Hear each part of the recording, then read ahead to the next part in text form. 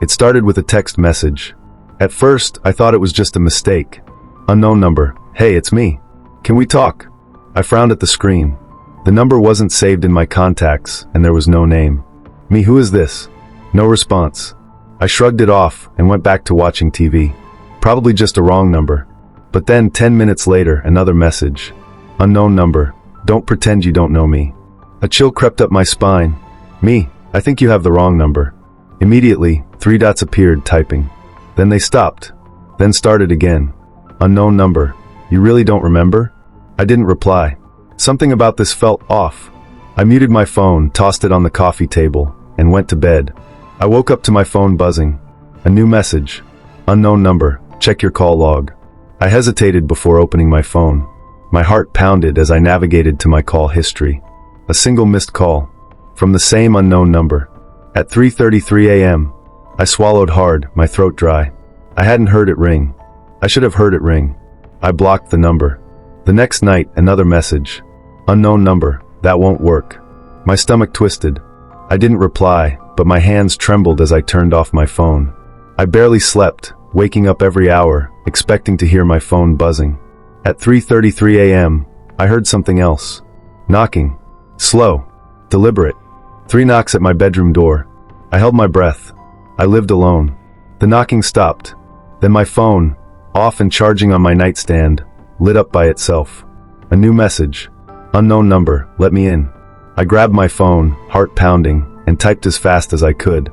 Me, who are you? The dots appeared again.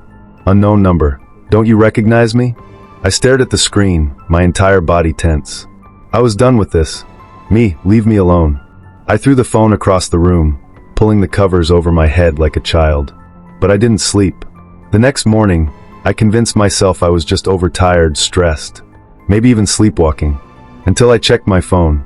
The messages were gone. Every single one. No call history, no texts. As if they had never existed. But I knew they did. I went to work, trying to shake the paranoia. But I felt watched all day.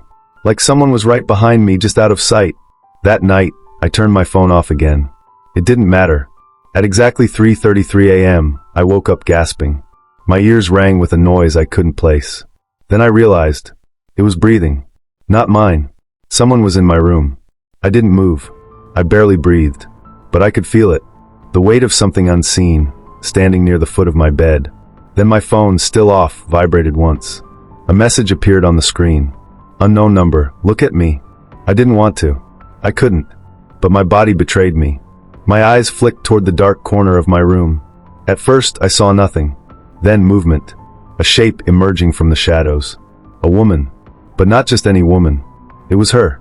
An ex I hadn't thought about in years. Someone I had left behind. Someone who shouldn't be here. Her face was wrong. Twisted, her mouth stretching too wide, her eyes black voids. She grinned. And in my head, I heard her whisper. Now do you remember? I wanted to scream, to run, to do anything but stare at her. But I was frozen. She stood in the corner of my room, her head tilted unnaturally to one side. Her grin stretched too wide, her black eyes swallowing all the light. A sound came from her throat, something between a laugh and a gasp, like she was trying to breathe through shattered lungs. Now do you remember? The words echoed in my head, but her lips didn't move. I forced myself to blink, to breathe. This wasn't real. It couldn't be real. I reached for my phone, my fingers trembling as I typed. Me, you're not real. The message sent. My screen flickered. Then she laughed. A dry, cracked sound that sent ice through my veins. Unknown number. Did you think blocking me would make me go away? She took a step closer. I scrambled back, my back hitting the headboard. What do you want? I whispered. Her smile widened. I want you to remember. A memory surfaced, unwanted, uninvited. A night years ago. Rain on the windshield. Her voice pleading. My hands gripping the steering wheel, my mind made up. I can't do this anymore. Her eyes red-rimmed from crying. Please, just talk to me. I didn't. I drove away. Left her standing in the rain. She was gone after that. Disappeared. Never answered calls, never texted. Eventually I stopped trying. But now she was back. And she was wrong. I gritted my teeth, forcing myself to move.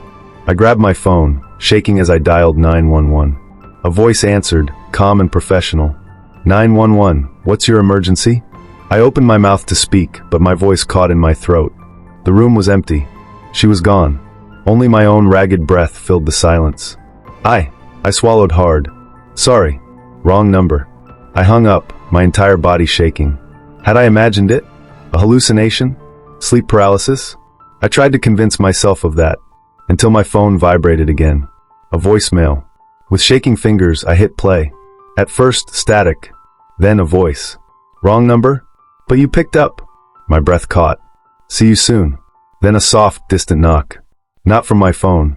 From my closet. The knock sent a bolt of ice through my veins. Slow. Deliberate. Coming from inside my closet. I held my breath, staring at the door. It was closed. It had always been closed. Hadn't it? Then another knock. I had to move. I had to do something. But my body wouldn't listen. My phone buzzed in my hand. A new message. Unknown number. Open the door. I shook my head violently. No. No, no, no. The air in the room grew thick, heavy, like something unseen was pressing down on me. Then my phone vibrated again. Another voicemail. Against my better judgment, I pressed play. At first, silence. Then breathing. Not mine. Slow. Shaky. Like something just behind the door was waiting. Then her voice. You always ignored me. Even when I begged. Tears blurred my vision. My pulse roared in my ears. You left me in the rain. The closet door handle twisted. I jumped off the bed, stumbling backward. I'm sorry. I gasped. I didn't know. I didn't. Click. The door creaked open. Darkness spilled out. Deep. Endless. Then a whisper. Come in. A hand emerged from the shadows, thin, pale, fingers too long, nails cracked and dirty. It reached for me. I turned, bolting for the hallway. My vision blurred, panic taking over. I nearly tripped over my own feet, fumbling with the front door lock. Click. The closet door swung open behind me. I didn't look. I couldn't look. I yanked the door open and ran. Down the stairs. Into the night. Barefoot, breathless, shaking. I didn't stop until I reached my car. Fumbling with the keys, I yanked the door open and threw myself inside. I locked the doors. My heart hammered against my ribs. Silence. Nothing chased me. No shadow in the parking lot. No pale, grasping hands. Maybe I had escaped. My phone vibrated. I hesitated. I didn't want to look. But I did. A new message. Unknown number. You left the door open. My stomach dropped. I turned slowly, dreading what I already knew. The passenger door. Slightly ajar. A breath hitched in my throat. The air inside the car turned ice cold. Then, from the back seat, a whisper in my ear. You always leave me behind. The screen of my phone went black. And this time, the call wasn't a wrong number.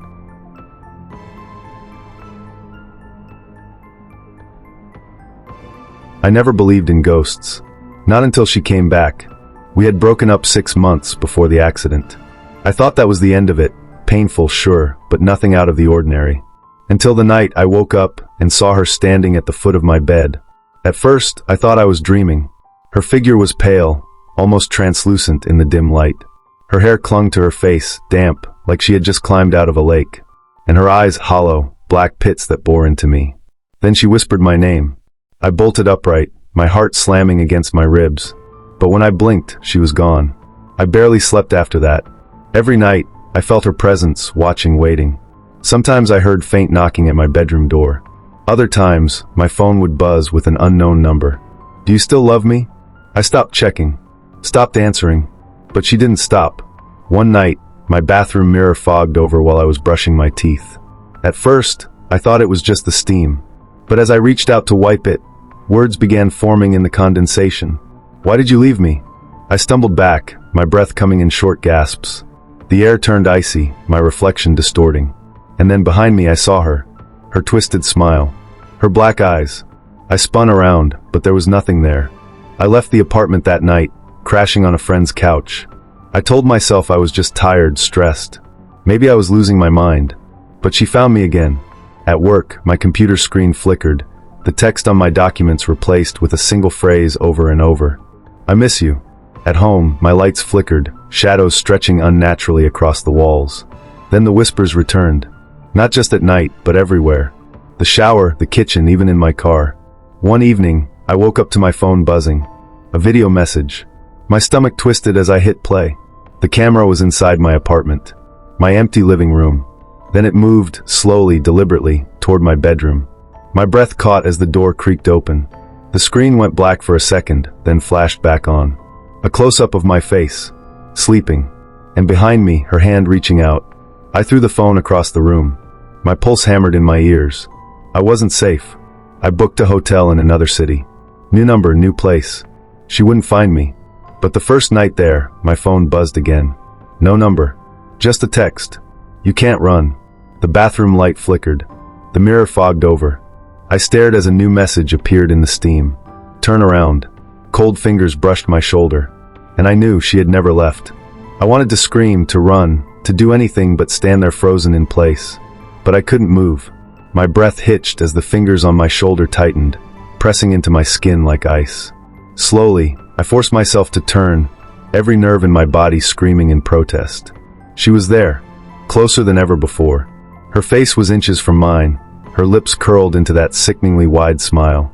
Water dripped from her tangled hair, staining the carpet. Her black, hollow eyes bore into me, swallowing the dim light of the bathroom. I tried to step back, but my legs wouldn't obey. She raised a hand, her fingers trembling, her nails cracked and jagged. "Come back to me," she whispered. My breath came in short gasps. You're dead." Her smile widened, stretching too far, her lips splitting at the edges. "Then why am I here?" My vision blurred as she reached for my face. I squeezed my eyes shut, bracing for the cold touch of her fingers. But it never came. Silence. When I opened my eyes, she was gone. But the mirror still bore her message. "Turn around." I bolted from the bathroom, grabbing my bag and car keys. I didn't care that it was the middle of the night. I had to get out. I wasn't safe here. Speeding down the dark highway, I kept checking my rearview mirror, expecting to see her in the back seat. The paranoia clawed at my mind, my hands gripping the steering wheel so tightly my knuckles turned white. I drove for hours, my only goal being to get away. Eventually, exhaustion forced me to stop at a roadside motel. It was run down, barely lit, but it was far from the city. Far from her. Or so I thought. The old man at the front desk barely looked at me as he handed me the key. "Room 13, he muttered. I hesitated. The number sent a chill down my spine. But I was too tired to argue. The room was small, dusty, but it would do. I locked the door, checked the windows, and collapsed onto the bed. For the first time in weeks, sleep came quickly, until the knocking woke me. 3 slow knocks. At first, I thought it was a dream, but then it came again. Knock, knock, knock. My stomach twisted. I reached for my phone. 3:33 a.m. I held my breath, listening. Then the whisper. "Let me in." The temperature in the room dropped. My breath came out in small, misty clouds. My heart pounded as I stared at the door, praying it wouldn't open. The knocking stopped. Silence. I let out a shaky breath. Maybe it was over. Maybe. The TV flickered on. Static filled the screen, then an image appeared. A grainy, black and white video of the motel hallway. The camera moved slowly, creeping toward my door. Knock, knock, knock. My hands trembled as I reached for the remote. I had to turn it off. I had to make it stop. Then the door handle turned. I scrambled back against the headboard, my entire body shaking. The door didn't open, but my phone buzzed. A text. No number. Just one word. "Behind you." My blood ran cold. I didn't want to look. I couldn't look, but I had no choice. Slowly, I turned my head toward the mirror hanging on the wall. She was there, not behind me, inside the mirror. Her face was pressed against the glass, her hands clawing at the surface as if she were trying to break through. Her lips moved silently, but I could hear her voice in my head. "Let me in." The mirror cracked. I bolted from the bed, grabbing my car keys and yanking the door open. The hallway was empty, but the flickering lights cast long, eerie shadows. I didn't care. I ran. I didn't stop until I reached my car. The engine roared to life, and I sped off, not daring to look in the rearview mirror. I drove aimlessly, my mind reeling. She was getting stronger, more real. I couldn't escape her, no matter how far I went. And then I realized she wasn't following me. She was inside me. The thoughts in my head weren't my own.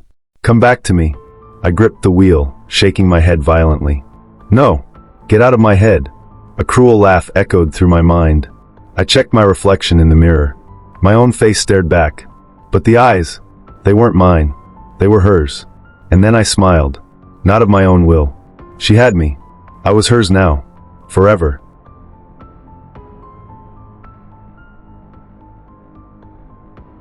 I never thought breaking up with her would be the biggest mistake of my life.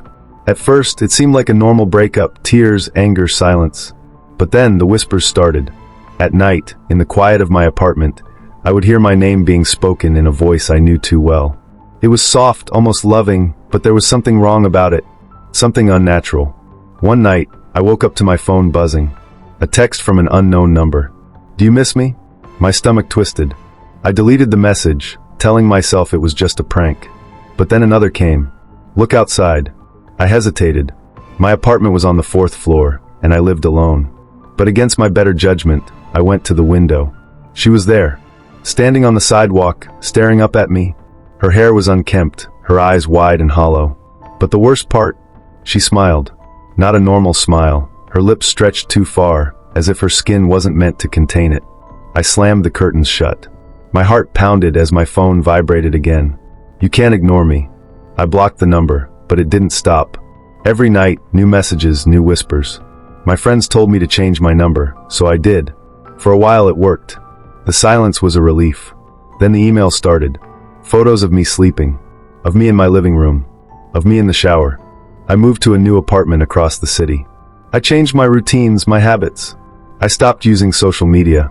For a few weeks, I felt safe. Until the knocking began. 3 slow knocks at my door. Always at 3:33 a.m. I never opened it. I knew better. But one night I snapped.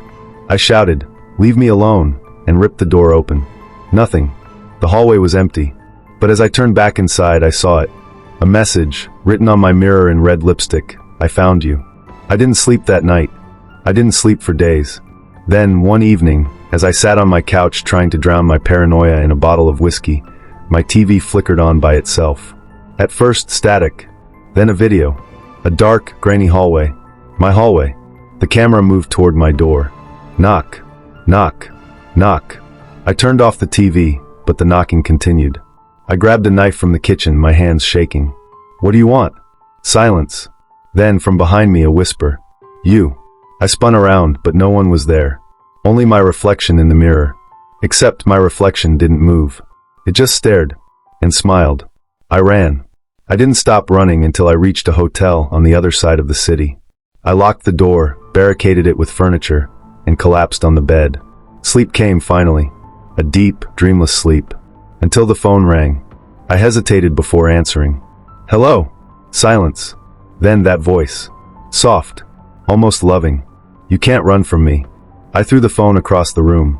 My chest tightened, my breath quickened. The TV flickered on. The same hallway. The same camera. This time the door opened, and she stepped inside. The screen cut to black. Then, the closet door creaked open behind me. I couldn't breathe. My entire body locked up as the closet door creaked open. I didn't want to turn around. Every instinct screamed at me to run, to jump out the window if I had to. But I was frozen. A whisper slithered through the darkness. "I missed you." Slowly, I forced myself to turn. She was there. Her hair dripped with something dark and thick. Her eyes, oh God, her eyes, were completely black, empty voids that swallowed the dim light of the hotel room. And that smile, too wide, too unnatural, stretching beyond what a human face should allow. She stepped forward, her bare feet making no sound against the floor. I stumbled back, hitting the wall. "Please," I croaked. "Just stop." She tilted her head. "You left me." Tears burned my eyes. "You were gone. You died." Her smile didn't falter. "And yet, I'm here." Memories I had buried came flooding back. The accident. The blood. The way she had whispered my name with her last breath. I had tried to forget. She never let me. The air turned ice cold. The walls of the hotel room began to crack, deep fissures spreading like veins. The lights flickered, the shadows stretching unnaturally across the walls. She was getting closer. I couldn't move. She leaned in, her breath freezing against my skin. "Come with me." I shook my head violently. "No." Her fingers, cold and stiff like a corpse's, brushed my cheek. "You don't have a choice." The room shattered. The walls crumbled into darkness, the floor beneath me dissolving into nothing. I fell. And then silence. I woke up in my old apartment. My bed. My room. Morning light filtered through the curtains. A dream. Just a nightmare. I let out a shaky laugh, running a hand through my sweat-soaked hair. It had felt so real. I reached for my phone to check the time. My fingers froze. The lock screen, an image I didn't take. A photo of me, sleeping. And in the background, standing in the doorway, she was there, smiling. A text appeared on the screen. "See you soon."